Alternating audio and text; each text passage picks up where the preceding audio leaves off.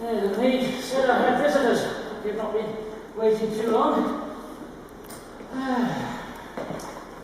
Well, I've just been out looking at a patient, treating a patient. I'm a doctor, by the way. Yes, and despite my quite ripe age, I'm over 70, I'm still working. Perhaps I shouldn't say it, but I consider myself one of the leading men of medicine in Wolverhampton. I think I owe it to the people I've turned to keep active. I've been in Wolverhampton over 40 years now. You might guess, though, from the way I speak, I wasn't born here. Anybody got any idea where I might have been born? Eh? Scotland, very good, obviously. I haven't lost my accent entirely. I was born in Glasgow, and I learnt my medicine in Edinburgh.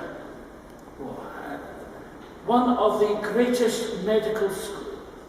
Let's not have any false modesty. The greatest medical school in the world. There's all sorts of famous doctors studied at Edinburgh.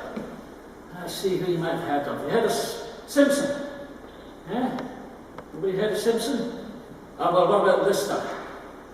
Lister? Have you heard of Lister?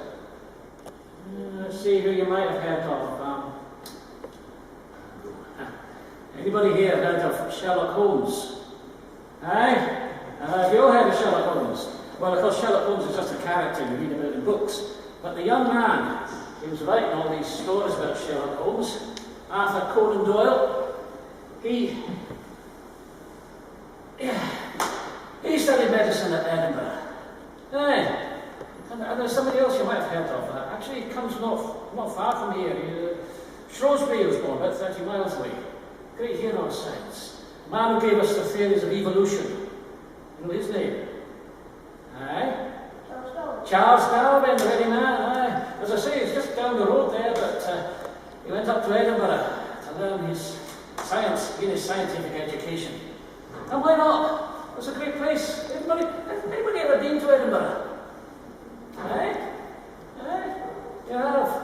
Did you see the castle there? Definitely. It's a great castle there. Talk to your teacher there about Edinburgh. It's great. And just outside Edinburgh, there's a huge hill. Actually, it's an old volcano called Arthur's Seat. It's a grand place. I mean, when I was up there, working out how to slice people open and fill them up with medicine, I often used to go to Arthur's Seat because I was also studying another subject. Very interested in geology. Who can tell me what geology is? Geology? Well, if you can't tell me, I'll have to tell you, won't I? Geology is the study of rocks. Where rocks came from, and the usage you can make of them, all sorts of things. If you think about it, geology is very important because wherever you are in the world, what's underneath your feet? What's underneath your feet? Rock. Very good. All sorts of different rock. I mentioned Arthur's Seat as the old volcano just outside Glasgow. Do you know we've got one close to home? Quite close to here there's an old volcano. Down in Dudley. You been to Dudley? Yeah, some of you are based in Dudley called Barrow Hill. That's an old volcano. Now, we've not got any in Wolverhampton. We've got interesting things though. Interesting things. We've got to Whittick, for example. You know Whittick? You've been to Whittick? Just outside Wolverhampton. Well, there's old sand dunes there, millions of years old. But if you go up the road past Whittick Manor, there's great cliffs of red stone. And you feel it's very crumbly. It's sandstone. Aye. There's all sorts of interesting things there. Oh, dear me. I'm going on a bit about it, aren't I? That's the trouble with me, you see, when I get onto a subject, I don't know when to stop. My dear wife, when she was alive, used to say, John, she'd say, if you've got one fault, I'd say you talk too much. Me? I'd say, me?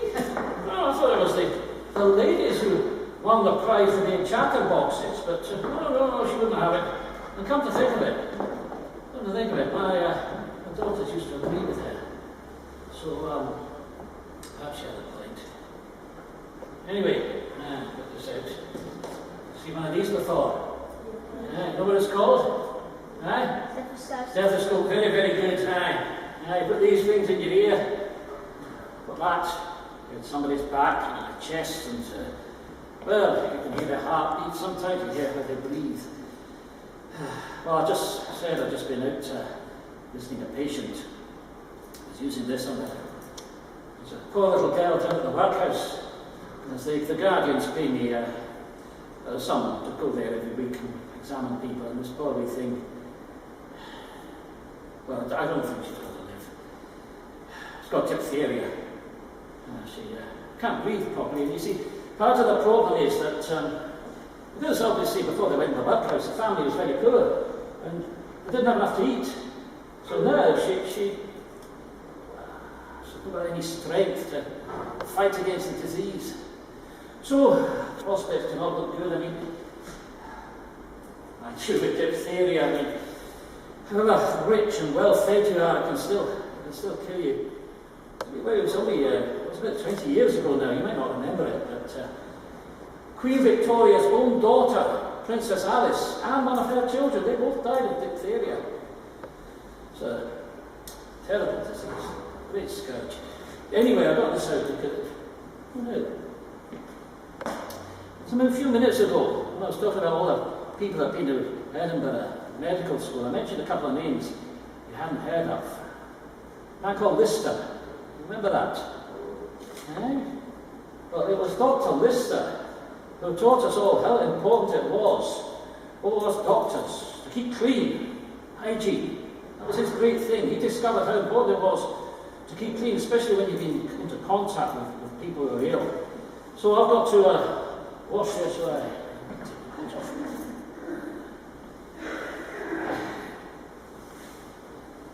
I've got to wash my instruments and wash my hands.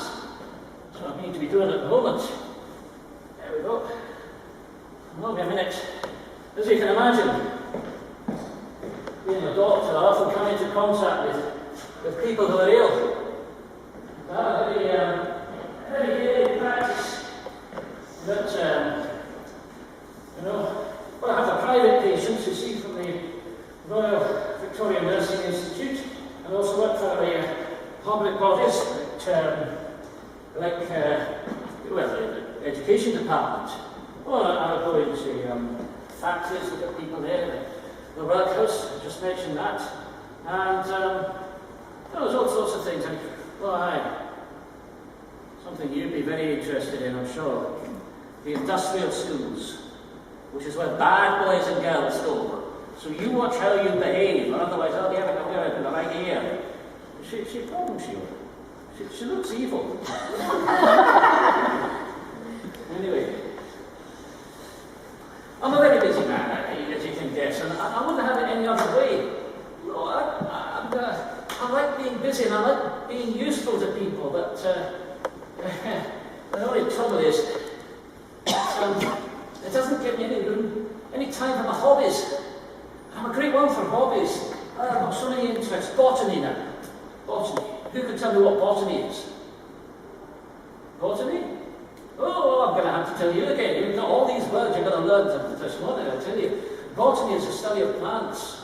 And I've done some very important work in botany. Do you know, I was the one that discovered 2 new British mosses. 2 types of moss in Britain that nobody had ever discovered before. And I found them. And then, well, I got a silver medal for one piece of work I did. All around I collected all the flowers I could find in Staffordshire.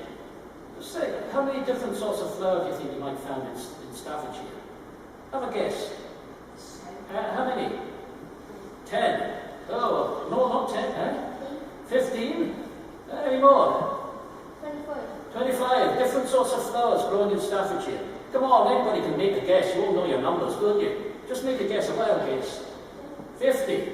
We're going up and up. We've not reached there yet. 75. Oh. Eh, yes? 110. How many? 120. 255. 255. We're getting a bit closer to that. 1,000. 300. Ah, you were going to say that. 575. Ah, well now. You're the closest. So what were you going to say? 300. No, you're still the closest. Eh? 500. You're a bit closer. You've got your mind working now, haven't you, eh? Aye. Eh? 550. Ah, a bit closer still. 570. No. Oh, closer still. 530. Absolutely on the button there. Yes, very well done, my young man there. 530 different sorts of flowers I had. Because I've always been keen on collecting things. You know, when I was younger, my wife and I used to go off to Europe every summer collecting botanical specimens. I don't know if you can guess how many specimens I ended up with. Come on, let's have another guessing game. 1,200. Oh, more than that. 3,500. More than that. More than that. Absolutely right. Around 20,000 I found. Aye. But that's just the botany, you see. I mean, I've said I've got lots of hobbies. I mean, I'm connected with the army. I'm the, what they call the surgeon major. Not the sergeant major. The surgeon major of the 3rd Volunteer Brigade of South Staffordshire. Yeah, I got another medal for doing that. That's 2 medals I've got already. Perhaps I should start a collection of medals. And there's literature, of course. Very fond of reading, especially the classics, you know. Stories about the Trojan War, things like that. The wooden horse. Do you study Greek yet? No? No? Well, plenty of time for that, but I expect you've started your Latin, haven't you? Eh? No, even Cicero. Or Caesar. Oh dear, oh dear, oh dear. Well, they'll be great. Wait a minute. What's this doing in here? Oh, it shouldn't be in my medical bag. You see that? You see that? Any idea what that is? Eh?